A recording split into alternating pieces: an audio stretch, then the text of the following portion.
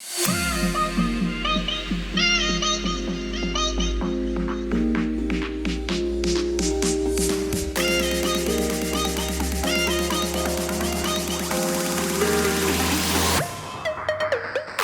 2019, un journaliste français du nom de Bruno Patino a écrit un ouvrage qui s'appelle « La civilisation du poisson rouge », faisant référence au poisson rouge, ce poisson qui est capable de passer sa vie dans un bocal parce que justement, toutes les 8 secondes, son univers mental se renouvelle. Il semble redécouvrir le monde toutes les 8 secondes.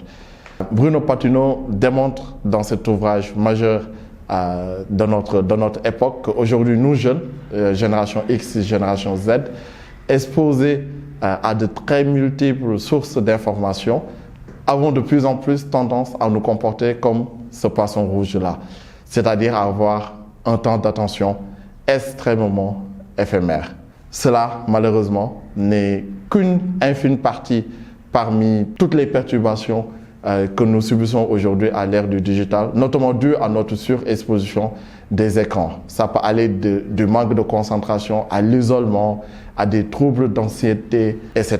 Pour en parler davantage, je vais laisser la parole à ma collègue Sandrine Lemar, sociologue au sein du groupe ISM. Digital aujourd'hui, comment on peut être bien? C'est la question qu'on se pose aujourd'hui sur le bien-être dans le digital. En effet, comment être bien quand on est tout le temps présent, connecté, voire surconnecté à l'attente et à l'affût de notifications, à l'affût de likes, d'émoticônes qui nous rassurent sur notre humanité. C'est bien là la problématique de ce bien-être dans un contexte digital. Il est très compliqué aujourd'hui de se déconnecter et on le voit, il y a une véritable addiction, notamment chez les jeunes, une addiction à leur téléphone portable, une addiction à la notification.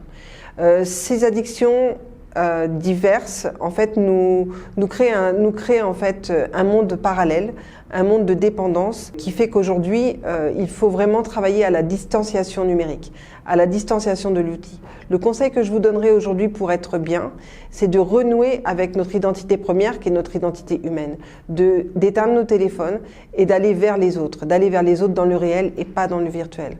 Le bien-être avec la digitalisation, si cette digitalisation, en effet, elle est trop poussée, trop forte, on ne peut malheureusement pas atteindre un bien-être. Au contraire, on sera dans un contexte d'isolement, parfois même de dépression et surtout de dépendance au numérique.